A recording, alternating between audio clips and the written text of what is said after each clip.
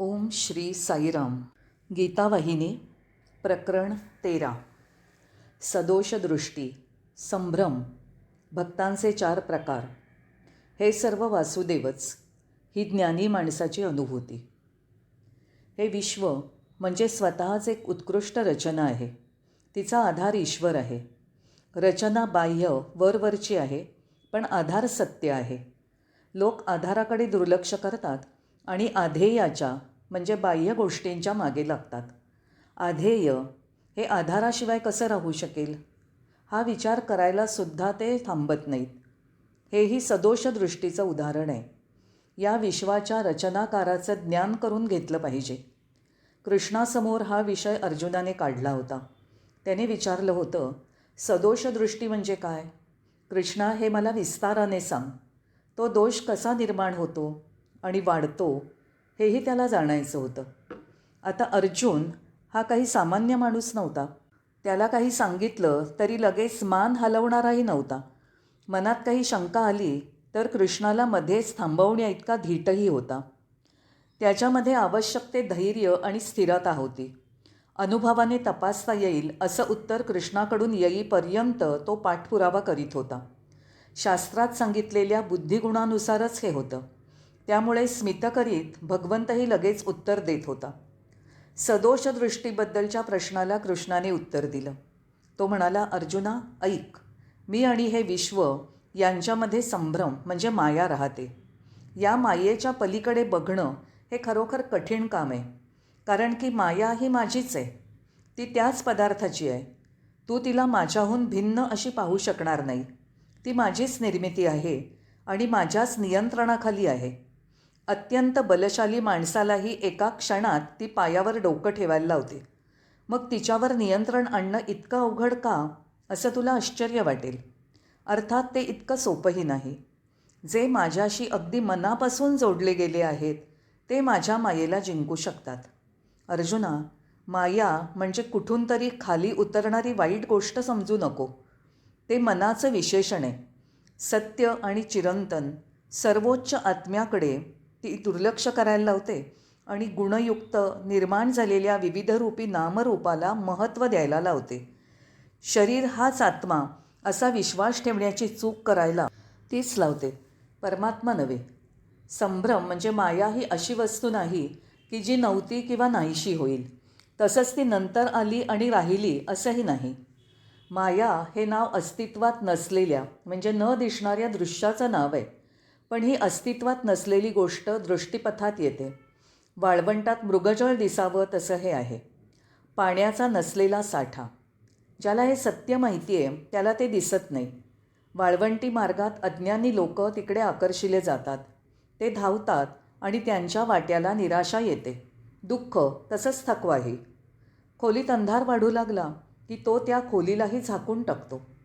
पाण्यात वाढणारं शेवाळं जसं पाण्यालाच झाकून टाकतं, दृष्टीला झाकून टाकणाऱ्या डोळ्यातल्या मोतीबिंदूप्रमाणे.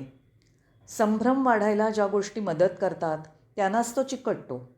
तो 3 गुणांना आणि 3 देवांना प्रभावित करतो. म्हणजेच जे स्वतःला मर्यादित नामरूप असलेल्या व्यक्तीने ओळखतात त्यांच्यावर मायेचा म्हणजे संभ्रमाचा परिणाम होतो.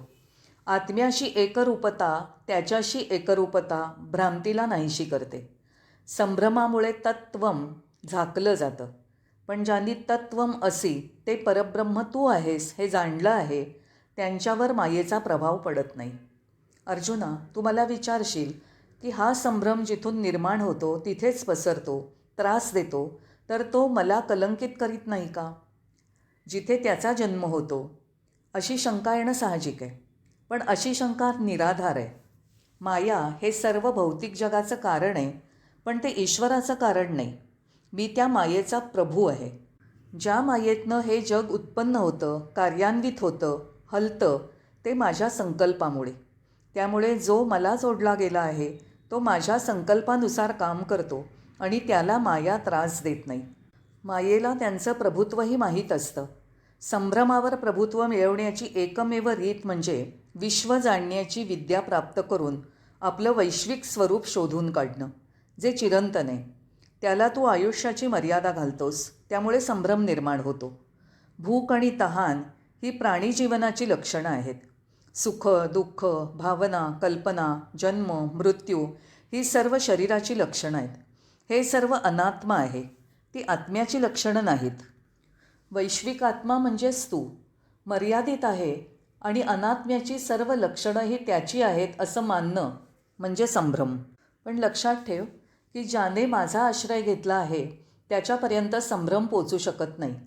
जे या संभ्रमावरच आपलं लक्ष केंद्रित करतात त्यांच्यासाठी तो महासागराप्रमाणे मोठा अडथळा ठरतो. पण जे ईश्वरावर लक्ष केंद्रित करतात त्यांच्यासाठी तो संभ्रम माधव म्हणजे ईश्वर म्हणून उभा राहतो. अनंत ईश्वराशी एकात्मतेची भावना विकसित करून किंवा ईश्वराला संपूर्णपणे समर्पित होऊन हा संभ्रमाचा अडथळा पार करता येऊ शकतो. पहिल्याला बुद्धियोग म्हणतात तर दुसऱ्याला भक्तियोग म्हणतात. सर्व काही ईश्वराला समर्पित करून संभ्रमावर नियंत्रण मिळवावं ही आंतरिक प्रेरणा सर्वांमध्येच निर्माण होत नाही. अनेक जन्मांच्या पापपुण्याच्या संचयावर ते अवलंबून असतं. ज्यांनी केवळ पापच साठवलं असेल ते अस्थिर इंद्रिय भोगांमागे धावतात. पशुपक्ष्यांप्रमाणे ते केवळ भोजन आणि सुख यातच रमतात आणि तेच जीवनाचं उद्दिष्ट मानतात. ईश्वरचिंतनाचा विचारही त्यांच्या मनात येत नाही. सज्जनांची संगत त्यांना आवडत नाही. सदाचरणापासून ते दूर जातात. ईश्वराचे नियम ते बेकायदेशीर मानतात. या उलट ज्यांनी पुण्य संपादन केलेलं असतं ते सद्गुण वाढवण्याचा प्रयत्न करतात, विचार उंचावतात, ईश्वरचिंतन करतात आणि त्यांना ईश्वराची ओढ लागते. सहना, इच्छा, ज्ञानाची तहान, ज्ञानप्राप्तीसाठी प्रामाणिक प्रयत्न यातून ते ईश्वराकडे ओढले जातात. मुक्तीसाठी त्यांचं ईश्वराकडे वळणं यातून स्पष्ट होतं की अनेक जन्मांपासून ते हा वरचा मार्ग चढत आहेत. काही फायद्याच्या उद्दिष्टांनी केली जाणारी कर्म किंवा त्यांचे परिणाम ही मुख्य प्रेरणा मानण्यास गीता मान्यता देत नाही. फलाशेकडे लक्ष न देता केलेली कर्मच तुमची संभ्रमातनं मुक्तता करतात. आता स्वतःच्या दुःखातून मुक्त करावं अशा भावनेने जे लोक ईश्वराकडे वळतात ते आर्त. त्यांच्याविषयी एक शंका येऊ शकते. अशा व्यक्तीला भक्त म्हणावं का असा प्रश्न उत्पन्न होऊ शकतो. या पृथ्वीवर अशी कोणतीही व्यक्ती नसते की जी कोणत्या ना कोणत्या इच्छेपासून मुक्त असते. आपल्या गरजा पूर्ण करण्यासाठी आपण कोणावर तरी अवलंबून असतो, हो की नाही? इच्छांसाठी वस्तूंवर अवलंबून राहणं हे चुकीचंच. आणि ती गरज कोणी मनुष्य पुरी करेल असं विसंबून राहणं ही त्याहून मोठी चूक. आपलं दुःख त्रास कमी व्हावा म्हणून ईश्वराकडे आपण वळतो, दुसऱ्या कुठल्या माणसाकडे वळत नाही. कारण ईश्वर हा विश्वासार्ह आणि आदरणीय आहे. तोच केवळ आपली इच्छा पूर्ण करू शकेल असा विश्वास वाटतो. मुळात इच्छा वाढवणं चुकीचंच असलं तरी खालच्या प्रतीच्या साधनांवर विसंबण्याची मोठी चूक असा माणूस टाळतो. मग असा माणूस जास्त श्रेष्ठ नाही का? त्याच्या वर्तनातला उच्चपणा पाहिला पाहिजे. कोणती इच्छा केली हे महत्त्वाचं नाही, तर कोणाला ती पूर्ण करायला सांगितली हे महत्त्वाचं. ईश्वर हे ध्येय, दाता तोच. त्याची कृपाच वरदान देऊ शकते. अशी इच्छा जर स्थिर असेल, आपलं दुःख नाहीसं करण्यासाठी का होईना, पण ईश्वराकडे वळणारा माणूस हा खरोखर योग्यच. गीतेत सांगितलेले पहिल्या 3 प्रकारचे भक्त म्हणजे आर्त, अर्थार्थी आणि जिज्ञासू हे सर्व त्या न दिसणाऱ्या अशा ईश्वराच्या पूर्ण स्वरूपाची उपासना करतात. आपल्या इच्छा किंवा ध्येय जपण्याचा उपाय म्हणून ते ईश्वराकडे बघतात. अर्थात त्यांची भावना ही प्रार्थनापूर्ण आणि पूजायुक्त अशीच असते आणि ईश्वराचे ते नित्य स्मरण करतात. गीतेत सांगितलेला 4थ्या प्रकारचा भक्त म्हणजे ज्ञानी. याची भक्ती एकाग्र असते. अनेक वस्तू, अवस्था यांना अनुलक्षून इतर भक्तांची भक्ती असू शकते किंवा त्यांना इच्छित वस्तू, गोष्टी यांच्या प्राप्तीसाठी ते ईश्वराशी जोडले गेले असतात. त्यांची भक्ती केवळ ईश्वरावर नसते, तर ती बाह्य जगावरही असते. मात्र ज्ञानी माणसाची दृष्टी ईश्वराशिवाय इतर गोष्टींकडे जात नाही. त्या गोष्टींकडे समजा त्याची दृष्टी गेली तरी जिथे दृष्टी पडेल तिथे त्यांना परमेश्वरच दिसतो. म्हणून तर भगवंतांनी म्हटलं आहे की ज्ञानी भक्त मला सर्वात प्रिय आहे. अर्थात ईश्वराला सर्व सारखेच असतात, पण जे त्याच्या अस्तित्वाजवळ पोचलेले असतात त्यांचं प्रेम हे स्पष्ट, साक्षात, लगेच आणि स्पष्ट जाणवणारं आणि स्पष्ट होणारं असतं. त्यामुळे ज्ञानी भक्त हा ईश्वराला सर्वात जवळ आणि अत्यंत प्रिय असतो. अर्थात अग्नीचा हा गुणधर्म स्वभाव आहे की तुम्ही थंडीने काकडत असाल तर तुम्हाला ऊब देणं, पण तुम्ही अग्नीपासून दूर अंतरावर उभे राहिलात तर ती ऊब तुम्हाला कशी मिळणार? त्याचप्रमाणे भौतिक जगातील दुःखांची थंडी घालवायला जे उत्कंठित असतील त्यांनी ज्ञानाग्नीजवळ जावं. तो ईश्वरकृपेने प्राप्त होतो. तेव्हा ईश्वराच्या सन्निध राहा. आध्यात्मिक साधकांची साधना सुरू असताना त्यांना काही वेळा वाटतं की देव सामान्यांसारखा आहे. तो पापी आणि साधू, सज्जन, दुर्जन, विद्वान आणि अज्ञ अशी विभागणी करतो. पण हा तर्क बरोबर नाही. ईश्वर अशी विभागणी करीत नाही. त्यांनी खरंच असा भेदभाव केला असता तर पृथ्वीवर त्याच्या क्रोधातून कोणीही पापी एक क्षणभरही वाचला नसता. सर्वजण पृथ्वीवरच असल्याने असा भेदभाव नसतो. हे सत्य आध्यात्मिक साधनेत प्रगत असलेल्यांनाच समजतं, इतरांना ते समजत नाही. आपल्यापासून ईश्वर कुठेतरी दूर आहे या खोट्या समजुतीने ते दुःख सहन करतात. ज्ञानी भक्त हा संभ्रमापासून दूर असतो आणि त्रिगुणांचा त्याच्यावर काही परिणाम होत नाही. ज्ञानाची जिज्ञासा असलेला मात्र वेगळा असतो.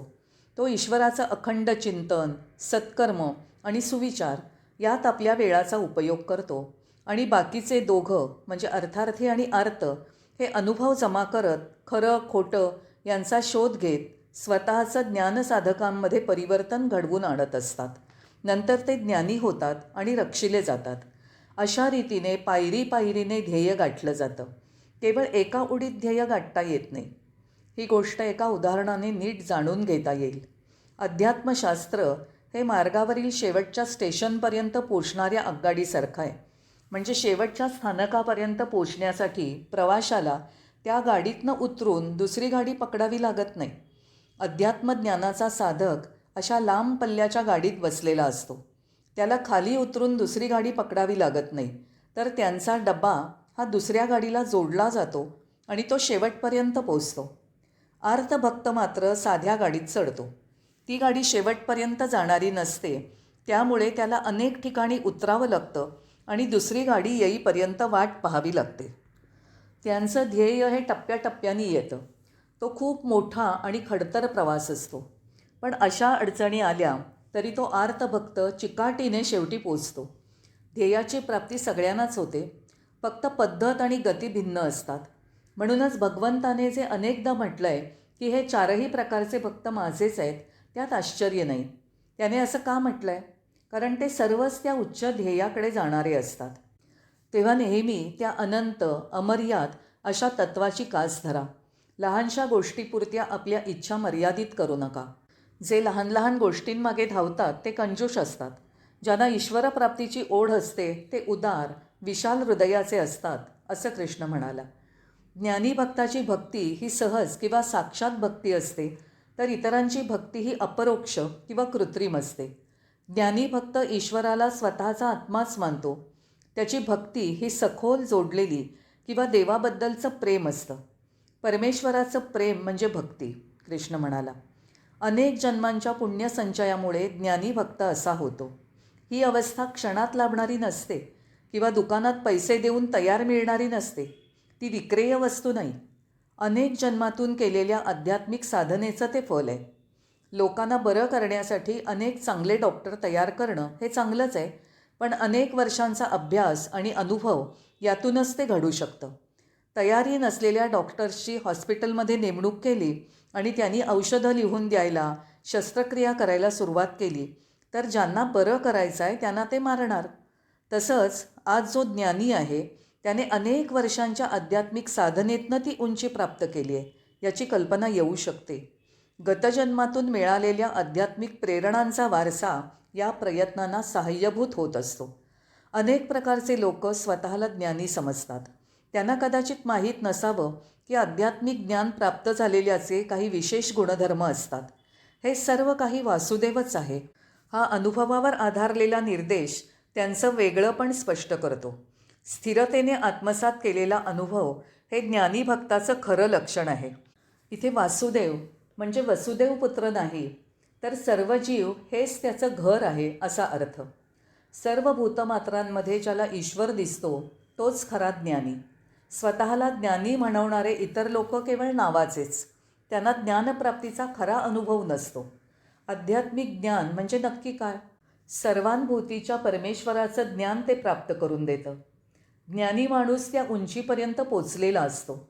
या उलट ज्याने थोडेसे श्लोक मंत्र मनापासून पाठ केले आहेत किंवा थोडा पुस्तकात डोकावलं आहे किंवा इतर 10 जणांबरोबर व्यासपीठावर चढला आहे किंवा विद्वत्तेच्या ताठ्याने व्याख्यानं दिली आहेत, आधी जे पचलं आहे ते टाकून देऊन विचारशील वाक्य फेकणं म्हणजे जादूगाराच्या दोऱ्याच्या चेंडूप्रमाणे, अशांना कोणीही ज्ञानी म्हणणार नाही.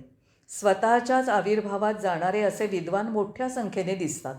त्यांचा पोशाख भगवा असतो, पण हृदय राक्षसी असतं. दगड रत्नांसारखे कसे चमकतील? सगळेच दगड रत्न नसतात. दगड आणि रत्न यांना एकाच मापाने कोण तोलील? केवळ मूर्खच असे फसू शकतात, कारण त्यांना दोन्हीचंही ज्ञान नसतं. गीतेत कृष्णाने सांगितलं आहे, वासुदेव सर्वम हा सर्वश्रेष्ठ असा राजमंत्र. तथाकथित ज्ञानी लोकांचा उद्भव अपेक्षित असल्याने त्यांना दिलेलं हे प्रत्युत्तर आहे. हा एकच मंत्र मानवजातीचं रक्षण करायला पुरेसा आहे. ही त्याची देणगीच आहे असं मानून त्यावर आणि त्याच्या अर्थावर लक्ष केंद्रित करा. तेच श्रेयस आणि सर्वोच्च ध्येय. ही 6 अक्षरं मानवी जन्म सफल करू शकतात. या शब्दांचा नित्य आंतरिक अनुभव नसतानाही अनेक जण असे आहेत की जे स्वतःला महात्मा, विश्वज्ञानी, भगवान, मुक्तात्मा, विद्वान, अनासक्त, आनंदपूर्ण इत्यादी मानतात आणि बनावट असूनही लोकांमध्ये मान्यता मिळवतात. या पदव्या त्यांना कोणीही दिलेल्या नसतात. त्यांच्या सध्याच्या अनुयायांकडून त्यांची निवड होते आणि लोकांचं लक्ष वेधून घेण्यासाठी ते हा पिसारा धारण करतात. ते खरे नसतात. त्यामुळे त्यांचं तेज लवकरच विरून जातं. बाह्यतः संन्यासी पण आतून पूर्ण उपभोगी, बाह्यरूप योगी पण आतून रोगी. त्यांचं नाव सगळे आनंद असं ठेवतात, पण हे मात्र गल्ल्यांमधून हिंडतात. त्यांचे शब्द मघाळ असतात, पण कर्म मात्र चमचेगरीची आणि झणझणीत असतात. एखादा गृहस्थ आपल्या आश्रमधर्मानुसार स्वतःच्या दैनंदिन कर्तव्य कर्मात मग्न असेल तर तो सुद्धा या पोशाखी संन्याशांच्या योग्यांच्या नमुन्यापेक्षा खूपच बरा. भारतीय संस्कृती, प्राचीन जीवपद्धती आणि नैतिक शुद्धता या सर्वांच्या ऱ्हासाचं प्रमुख कारण म्हणजे अशा खोट्या लोकांचा अपराध हे आहे. त्याच कारणाने ईश्वरावरील श्रद्धाही खालावली. हे लोक संन्यासाचा, त्यागाचा उपदेश करतात आणि उपभोगाची इच्छा बाळगतात. नैतिकतेचे उदो उदो करतात आणि विद्वेषाचं वर्तन करतात. अशा आचरणाने त्यागाची मुळंच कापली जातात आणि अपरिहार्यपणे त्यांना विनाशाकडे जावं लागतं.